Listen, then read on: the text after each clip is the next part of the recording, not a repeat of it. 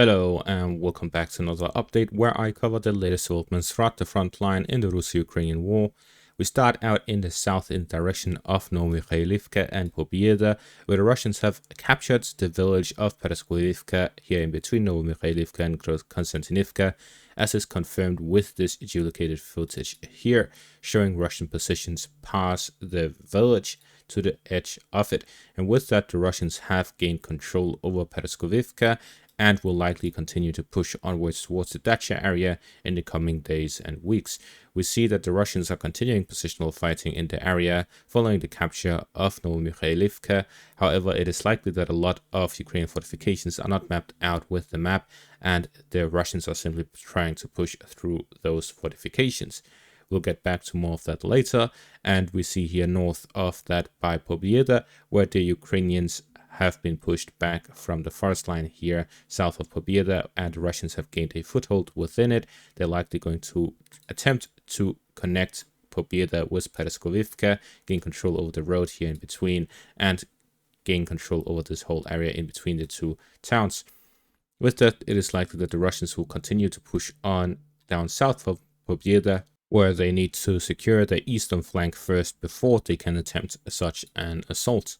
At the same time, positional fighting continues in the direction of Sulyhivka and Pobieda, where the next lines of defense of the Ukrainians are being faced off against. So we see that the Russians are continuing positional fighting here by Sulyhivka, Pobieda and Sulyhivka with no significant changes, but the Russians have successfully captured Paraskoviivka and expanded their zone of control south of Pobieda.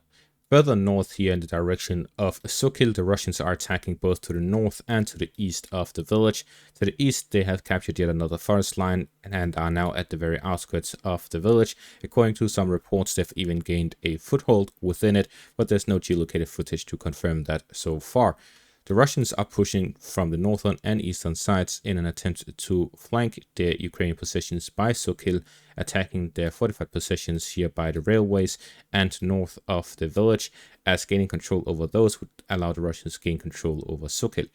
Then they will likely push further westwards towards the next defensive positions and fortifications in the area to continue across the high ground, avoiding the residential area and simply pushing through the fortified positions at the high ground, which will allow for operational control over the villages further south, instead of pushing through them, with the Ukrainians being able to have the high ground advantage for sitting in their fortified positions, inflicting heavy casualties on the Russians.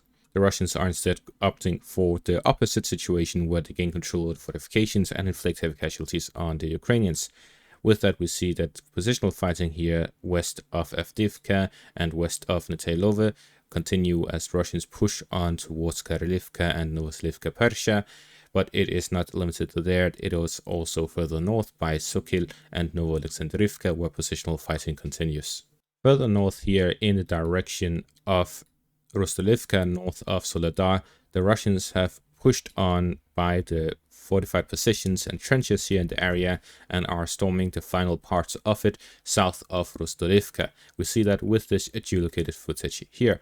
With it, we see that the Russians restarted offensive operations north of Soledar. We have seen a lot of positional fighting near Vesele and Viemka, where the Russians have moved along the railways and east of it, as well as capturing the village of Vesele. But now we see a restart of operations south of Rostolivka in an attempt to push through the fortified positions and gain a foothold within the village. What has stopped them so far is that the Ukrainian high ground and fortified positions north of Rostolivka was far from the Russian positions, but now the Russians have gained a foothold in the eastern parts of it and will likely continue to push in a western direction through those fortified positions, and combining that with an attack towards Rostolivka will cut off the Ukrainian fortified positions here west of Vesele in between the two villages. So this could be an attempt for the Russians to encircle some of the Ukrainian forces and fortified positions east of Rostolivka by cutting off their supply route by pushing through the south by Rostolivka and east from the fortified positions north of the village. In the south and east, the Russians continue their positional fighting, where the nature of the fighting is mainly just small squads, companies, or larger units of the battalion and brigade size, launching independent operations on Ukrainian fortified positions. This is all supported by well-organized artillery strikes across all of these fortified positions, not just the fortified positions, but also the rear of the Ukrainians hitting their artillery and mortar systems that are in the rear supporting these fortified positions. The Russians are slowly moving from one fortified position to another across the whole front line. It is a similar tactic to what they started doing just a few months into this conflict and have been doing since.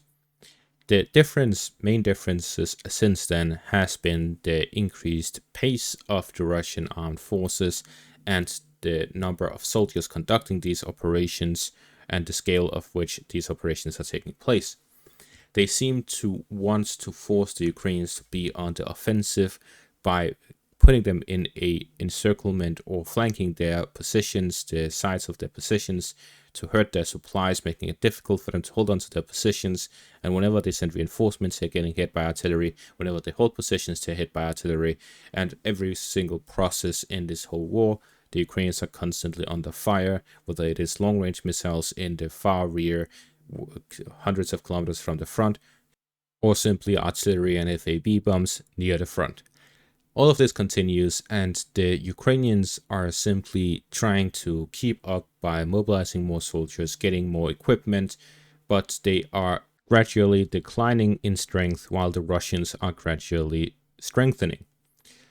The thing is, we should not expect the Ukrainian lines to collapse, despite me saying that this is something that is long coming, and it is still long coming.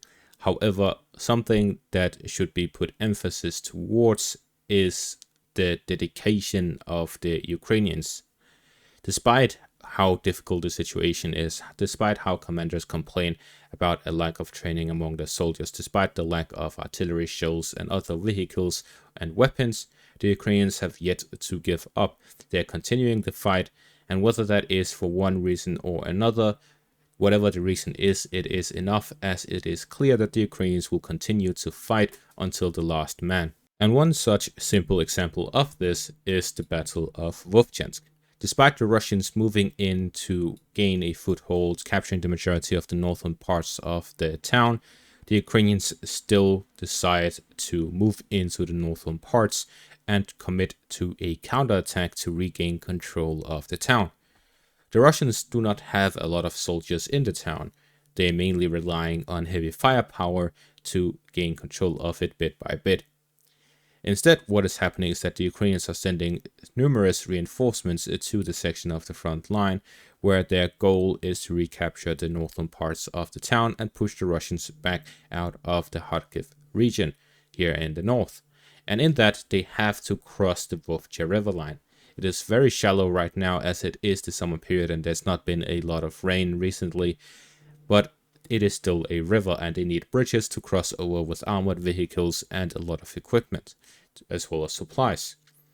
These crossings are constantly being shelled by the Russians, the bridges have been blown, and the Russians are heavily bombarding the town with FAB bombs and artillery strikes day in and day out. Yet the Ukrainians still hold on to this hope that they can recapture the town, and they send wave after wave of units to gain new positions and counterattack towards the areas under Russian control. With that, they have recently gained another or further widened their foothold across the Vovcha River into the northern parts and gained control over the container areas here by the Vovcha River. At the same time, heavy bombardment is happening day in and day out in the Ukrainian-held areas of the northern parts. The Ukrainians have also sent additional artillery brigades here to the north, which allows for them to launch counter-battery strikes and hit Russian positions. At the same time, the Ukrainians have strengthened their ability to launch further operations here in the north. The stronger the Ukrainians become in the north by sending additional units and reinforcements to the area, the faster the Russians need to expand their operation or enter into the new stage, because as it is currently, the Ukrainians are actually gaining the upper hand. This is simply due to their numerical superiority. The Russians are heavily relying on their firepower, but similar to after the first half a year of the war, The Russians can't simply win with firepower alone, they also need manpower, and there's not nearly enough of such manpower in the north, which makes the situation difficult for the Russians. The Russians are heavily relying on their firepower, which has inflicted significant casualties on the Ukrainians, but it is only a fraction of what has been sent to the north. This is why the Ukrainians are slowly getting the upper hand the more soldiers arrive and can continue launching such counterattacks. However, the more they send to the north, the weaker their positions in the east will become. But then again, we do not see the Russians launching any major offensive, they just continue their positional fighting. In the end, the only conclusion that can be drawn is to not underestimate anyone, because anything can really happen in a war. Although it is unlikely that the Ukrainians will launch another major counterattack where they regain large parts of territory similar to the Kherson and Kharkiv region, it does not mean that their defensive capabilities are collapsing, but it is simply under heavy strain, and they do need some hot fixes and long-term fixes, otherwise it will eventually collapse. Whether it is within a month or 10 years, no one will know until we reach the brink of where the cracks starts forming and breaking, and that is when a collapse will happen. It will happen as a domino effect. It will not happen gradually, it will happen all at once, and that is the sort of situation we're currently seeing, as the Ukrainians, if one thing is sure, do have the willpower to continue fighting more than anything else. And that's it for this update. Make sure to leave a like, subscribe, and check out my Patreon for additional content. Thank you for watching and have a great day.